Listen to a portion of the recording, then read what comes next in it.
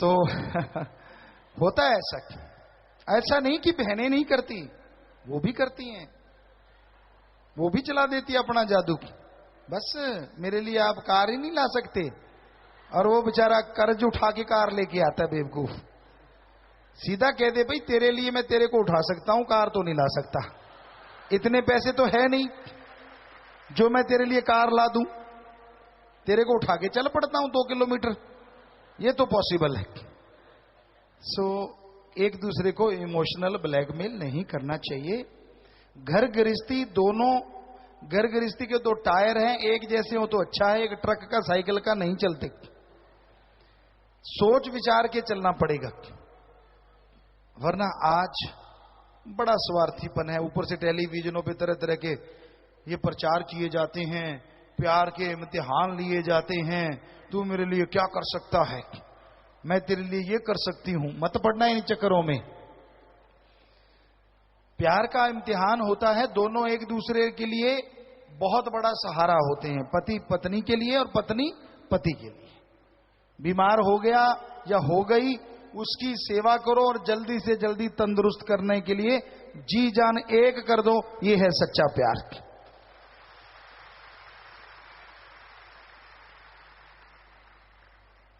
अगर उसको कोई परेशानी है, आदमी को या औरत को, और आप दूर कर सकते हैं कि ये परेशानी है, आपस में शेयर करो, आपस में साझी करो और उस परेशानी को जल्दी से जल्दी दूर करने की कोशिश करो, ये है सच्चा प्यार। दौलत से, जमीन जायदाद से कभी प्यार को तोलो मत। सो गर्ज स्वार्थ इंसान को बिल्कुल डुबो देती है। अब चलित्र और चलित्रे पे बात याद आ गई, सुनाएंगे आपको, हंसने वाली है माता बहनों, बुरा ना मानना भाइयों। ये कबीर साहब जी की बात है, आपको पहले भी 1-2 बार सुनाई है। कबीर साहब पहुंचे हुए सदगुरु, और उनकी पत्नी उतनी ही पहुंची हुई शिष्य। कबीर जी जो कहते थे वो सतवचन कहती थी।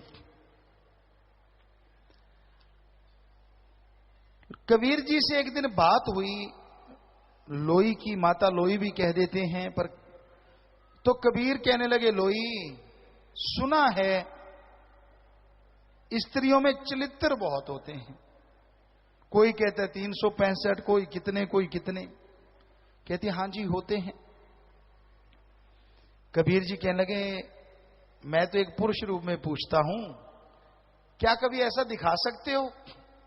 कहती हां जी कभी दिखाएंगे, मौका मिला तो।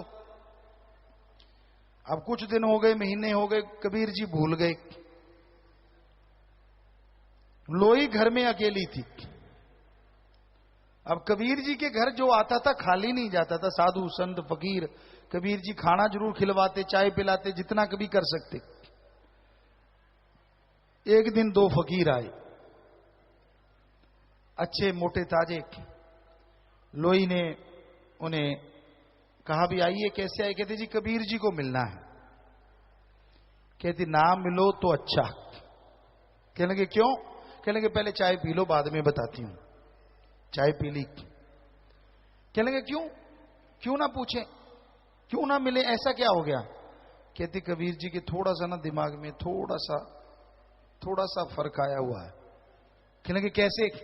कहते जिस भी साधु संत को देखता है ना, धुन देता है, बहुत पीटता है बांध की। कहते किस चीज से? सामने रस्सा पड़ा था और मूसल पड़ा था। कहते वो रस्सा दिख रहा है? कहते हाँ। कहते उससे बांध लेता है और इस मूसल से पीटता है। लोई ने जब ये सुनाया, दोनों डर गए, कांपने लगे। कबीर जी अच्छे थे, तो लोई ऐसे देखने लगी। कहते माता क्या देखते हो? कहते कबीर जी आने का टाइम होगा। कहते हैं क्या? दोनों ने गेट खोला और साधु ये जा वो जा, भागे। थोड़ा भागे, फिर चलने लगे। इतने में कबीर जी ने दूर से देखा कि 2 साधु निकले हैं और भाग रहे हैं। कबीर जी घर में आए, कहने लगे लोई ये साधु घर से क्यों भाग रहे थे? कहते जी क्षमा करना, आज मेरे से गलती हो गई। कहने लगे क्यों, क्या गलती हो गई? कहने लगी जी वो रस्सा और मूसल मांगने आए थे, मैंने दिया नहीं और भगा दिया डांट के। कहते है ना औरतों वाली बात, मैं अभी दे के आता हूं। रस्सा उठाया कबीर जी ने, मूसल उठाया, आगे आपको समझाई गई। कबीर जी जूं दौड़े साधुओं के पीछे और दोनों साध आगे और कबीर जी पीछे। उन्होंने देखा साधुओं ने कबीर आ रहा है रस्सा और मूसल, ये तो माई की बात सच्ची होगी भाई। भाग रहे हैं पूरी तेजी से भागे, पर कबीर जी तकड़े थे, मजबूत थे। वो साधु गिर गए और कबीर जी पहुंच गए। कहते क्या हुआ?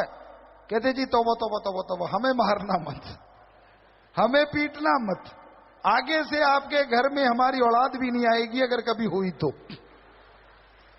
वो कहता क्या हो गया भाई? कहने लगे क्या हो गया, ये रस्सा क्यों है, ये मूसल क्यों है? कबीर जी कहने लगा भाई मैं तो, मेरे को तो लोई ने बोला आप लेने आए थे, उसने जवाब दे दिया, मैं तो आपको देने आऊं, ये लो। उसने फेंक दिया।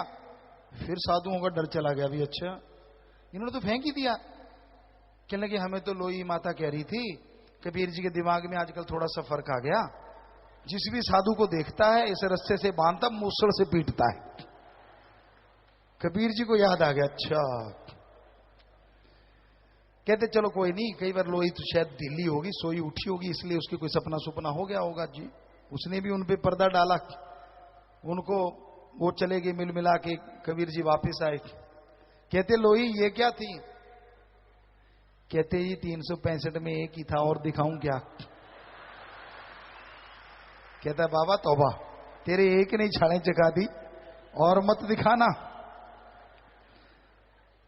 तो लोही ने पूछा कि क्या आदमी में भी होते? कहते हाँ, वहां चलित्रा होता है, खतरनाक होता है। होते तो 3-4 ही हैं उनके पास, पर होते खतरनाक हैं। पर आजकल तो आदमी औरतों जैसे ही हैं, वैसे ही 365 इधर भी आ गए हैं। हमें लग रहा है कलयुग का प्रभाव ही ऐसा है, दिखने में ठीक है, अंदर कुछ प्रोग्राम और ही चल रहा होता है।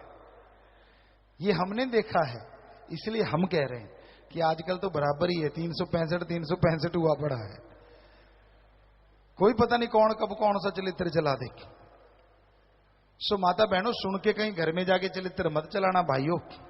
हम तो वैसे बात सुनाई है, बात पे बात आ गई, कहीं सोचो हम भी एक आधा चला के देखें क्या?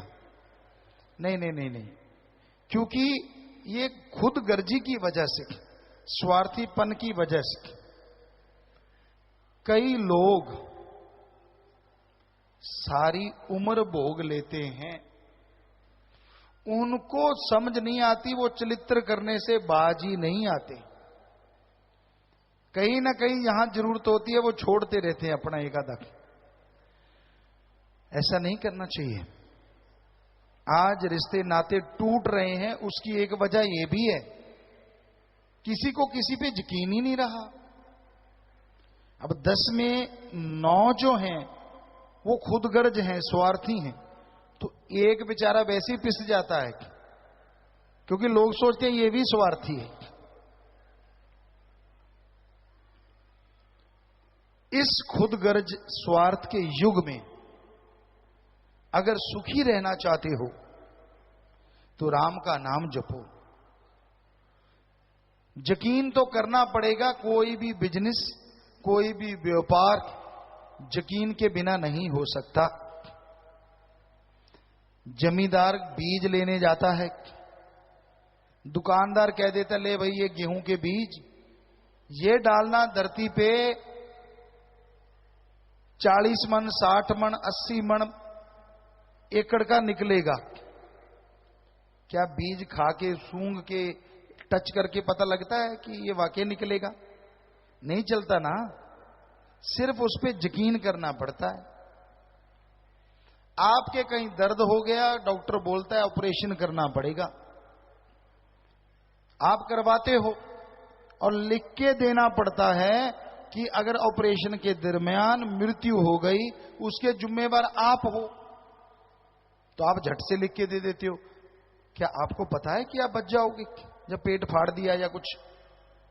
नहीं पता, लेकिन यकीन करते हो। तो यकीन के बिना तो गाड़ी नहीं चलती। पर अंधविश्वास किसी पे मत किया करो। परमपिता जी के वचनों को हमेशा याद रखो। रहना मस्त ते होना होशियार चाहिए। मस्ती रखो लेकिन होशियारी भी रखो। क्या पता सामने वाला आपको इमोशनल ब्लैकमेल कर रहा हो और बदले में आपको धन दौलत जमीन जायदाद का चूना लगा जाए। तो समझदार बनो कि ये युग बड़ा ही खतरनाक है। बड़े चालबाज लोग हैं। आपसे काम लेना है तो जी करेंगे, काम निकल गया तो कहेंगे उस रास्ते ही ना जाएं जिस रास्ते पे आप खड़े हैं।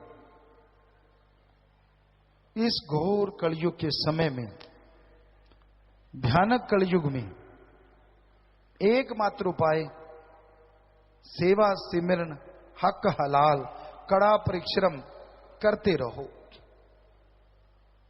सेहत का ख्याल रखो, बाल बच्चे परिवार का ख्याल रखो, यारी दोस्ती मित्रता रखो, लेकिन एक हद तक, एक सीमा तक। उससे आगे जाओगे तो बर्बाद हो सकते हो। और हद वो है कि जब वो अच्छे कर्म के लिए आपको प्रेरित करता है, अच्छे कर्मों में आपका साथ देता है, तो साथ दीजिए। और जैसे ही वो कोई गलत रास्ते पे चलने लगता है, साथ छोड़ दीजिए। किसी को समझा के उसकी बुराइयां दूर कर सकते हो तो करो, पर यहां बहस लड़ाई झगड़े का रूप धारण कर ले, वहां से हाथ जोड़ के निकल जाओ। क्योंकि ये युग है ही ऐसा, बहुत ही खतरनाक है। यहां मतलब परस्त हैं लोग। बहुत से मतलबी लोगों को हमने देखा, मतलब के बिना उनके पास कोई बात नहीं होती। उनके रिश्ते नाते गर्जी हैं, स्वार्थी हैं, कोई भावना नहीं होती उनके अंदर। अजीबोगरीब भावनाएं होती हैं, अजीबोगरीब उनकी सोच होती है। तो ऐसे लोगों से बच के रहो। एक गुरु आए, नाम दे गए, बहुत पहले की बात। और वो शाहूकार अपने गुरु का इतना दीवाना हो गया, इतना भक्त हो गया कि उसकी चर्चा होने लगी कि भाई ये है फलां गुरु का भक्त, ये है कमाल का। तो उसके गुरु के पास कोई सज्जन गया, कहने लगा जी गुरु भक्त कैसे होते हैं? कहने लगा भाई फलां गांव में फलां शाहूकार है, उससे मिल लेना, वो बता देगा भक्त कैसे होते हैं। शाहूकार कहते यार अजीब गुरु है, खुद नहीं बताता, मुझे कहीं और भेज दिया।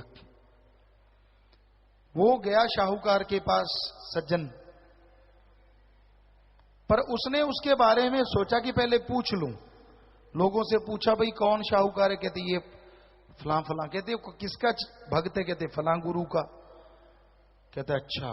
कहते यार इसके परिवार में कौन कौन है? कहते 4 बेटे हैं, ऐसी पत्नी है। कहते कितनी दुकानें हैं? कहते 6-7 दुकानें हैं। बहुत अच्छा काम करता है, ठगी नहीं मारता, मेहनत की करके खाता। कहता अच्छा। प्रभावित हुआ साधु। वो साधु शाहूकार के पास गया, कहने लगा भी ऐसे ऐसे मुझे तेरे गुरु ने भेजा है, चर्चा करनी है राम नाम पे, पर मैं एक तेरे से बात पूछना चाहता हूं। शाहूकार मुस्कुराया, कहता पूछो भाई। कहने लगा तेरे कितने बेटे हैं? कहने लगा मेरे 2 बेटे हैं। साधु आग बबूला हो गया, गुस्सा आ गया बहुत ज्यादा। कहने लगा तू तो है ही झूठा, तेरे से मैं क्या ज्ञान गोष्ठ करूंगा, तू तो झूठ बोल रहा है, तेरे तो 4 हैं। शाहूकार मुस्कुराया, कहने लगा भाई तू रूहानियत के नजरिए से आया है, रूहानियत के नजरिए से मेरे सिर्फ 2 बेटे हैं, दुनियावी नजरिए से 4 हैं। कहता ऐसे कैसे?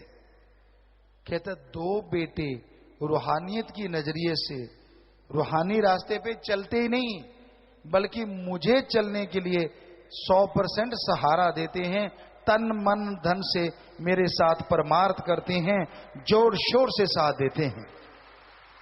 और बाकी दो कहता वो मरे समान है, क्योंकि वो रूहानियत में ना उनको कुछ लेना, ना कोई राम नाम, ना सत्संग, ना परमार्थ। उनको तो अपना स्वार्थ, अपना काम धंधा, अपने निजी मामले, उन्हीं में उलझे रहते हैं। इसलिए मेरे लिए वो रूहानियत के तौर पे मरे हुए। दो ही बेटे, तो साधु की आंखें खुल गई और वो सीख गया सच्चा गुरुमुख कौन होता है। तो सच है ये भाइयों बहनों, जो रिश्ते नाते वाले रूहानियत के रास्ते पे चलने की प्रेरणा दें, जो रूहानियत के रास्ते पे चलने का साथ दें, वही सच्चे रिश्ते नाते होते हैं इस कलयुग में। बाकी रिश्ते नाते न के बराबर होते हैं। स्वार्थी गर्जी, वाकई स्वार्थ गर्ज में डूबे हुए, उनकी गर्ज को पूरा कर दो तो बल्ले बल्ले, गर्ज पूरी नहीं हुई तो थल्ले थल्ले, इतना को उनका रिश्ता होता है। रूहानियत, सूफियत, वाहिगुरु अल्लाह राम को पाना और उसके नजारे लूटना, जिंदगी तो हर कोई गुजार रहा है, खाया पिया जाए, खाया पिया जाए, ये तो सारे ही कर रहे हैं। पर रूहानियत की जिंदगी में जो नशा है, जो मजा है, ये वही जान सकता है जिसने अपने आप को गुरु को सौंप दिया।